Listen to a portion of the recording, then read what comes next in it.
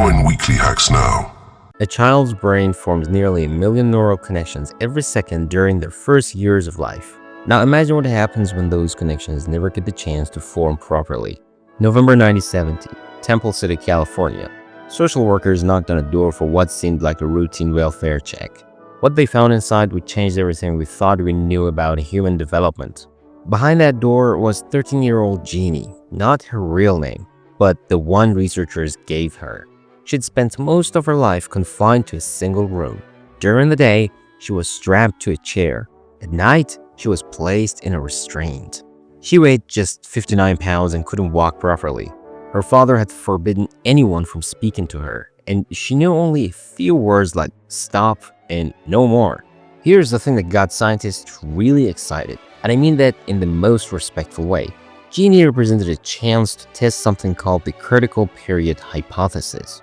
This theory suggests there is a window of time when we must learn language, or we might never fully master it.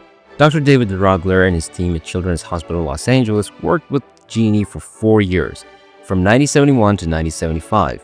They documented everything as she experienced the world for the first time as a teenager, and the results were both incredible and heartbreaking.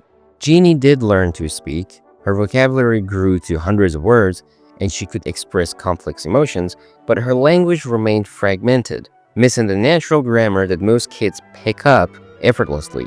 She could tell you she was hungry or happy, but making complex sentences remained nearly impossible. Her social development told an even more complex story. Jeannie desperately wanted human connection, but seemed terrified of it at the same time. She'd approach complete strangers with unusual openness while struggling to form deeper relationships. It was like she was stuck between two worlds, craving what she'd never had but unable to fully access it.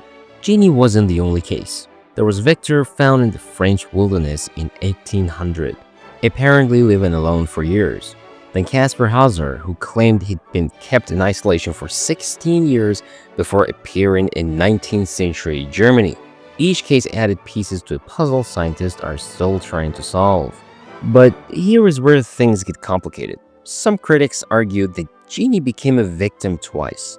First through her early experiences, then through becoming more of a research subject than a person receiving unconditional care. It raises tough questions about where scientific curiosity should draw the line. The long-term outcomes remain sobering. Despite years of intervention, Jeannie never achieved independent living. The neural pathways that should have formed during her critical early years seem permanently altered. Yet something remarkable emerged too. Even after years of isolation, Jeannie retained something essentially human. She learned to laugh and play. She developed a love for classical music and showed unexpected artistic abilities. Her capacity to grow and learn, even after such devastating early experiences, revealed something powerful about human resilience. These cases force us to confront an uncomfortable truth. The basic childhood experiences we consider normal aren't luxuries.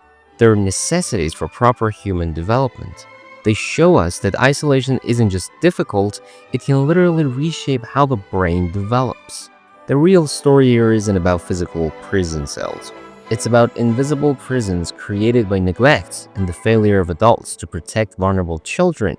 Every child deserves not just survival, but the rich human connections that allow them to develop into who they're meant to become. The tragedy isn't just what these children lost, it's what our world lost when their potential was never allowed to fully unfold.